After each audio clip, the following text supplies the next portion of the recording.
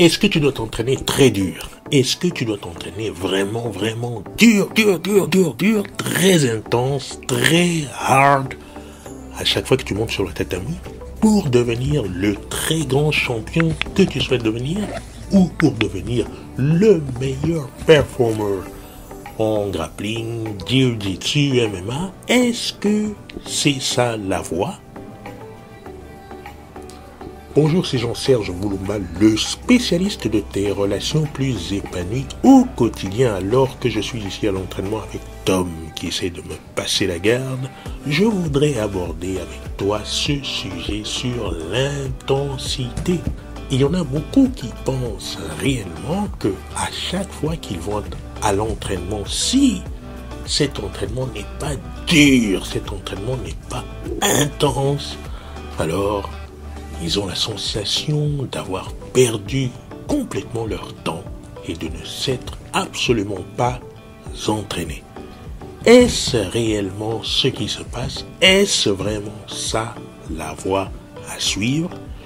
Je ne cache pas que ce sont des propos que l'on entend aussi très souvent dans les milieux plutôt amateurs. Quand tu t'intéresses réellement à ce qui se passe au milieu professionnel, évidemment, l'intensité à sa place, mais pour quiconque se prédestine à faire de cette activité que le sport de combat une profession, il sait très bien qu'il ne peut pas être intense à tous les entraînements, moyennant quoi il va tout droit au-devant de la blessure et du surménage, évidemment.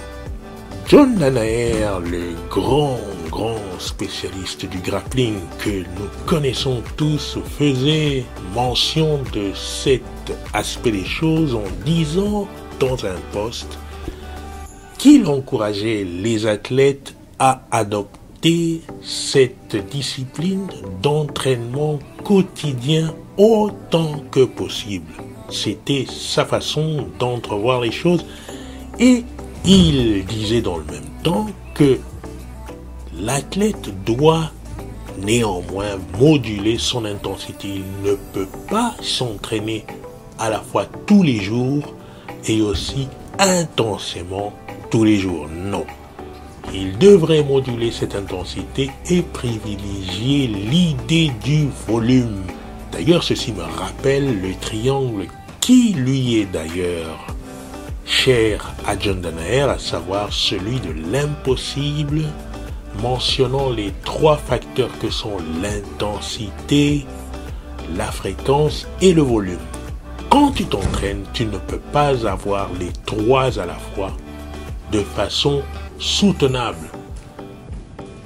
Tu dois choisir préférablement le volume et la fréquence et saupoudrer de temps en temps de l'intensité, car c'est comme ça que tu favorises pour toi-même l'évolution de ton jeu, c'est comme ça que tu favorises ta courbe d'apprentissage, c'est comme ça que tu favorises ton acquisition de tes compétences dans ce domaine-là. Firas Zahabi dit exactement la même chose et nous fait comprendre que le volume et la fréquence sont ce qu'il y a de meilleur pour avoir un entraînement qui soit soutenu, régulier et bien sûr qui soit complètement compatible avec le bien-être.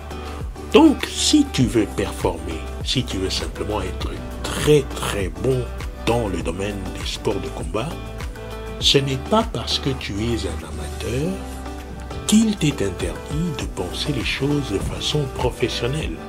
Tu peux toi aussi privilégier la notion du volume et de la fréquence de sorte à favoriser ta courbe d'apprentissage. C'est comme ça que tu peux devenir très bon en très peu de temps. Je te dis à la prochaine vidéo.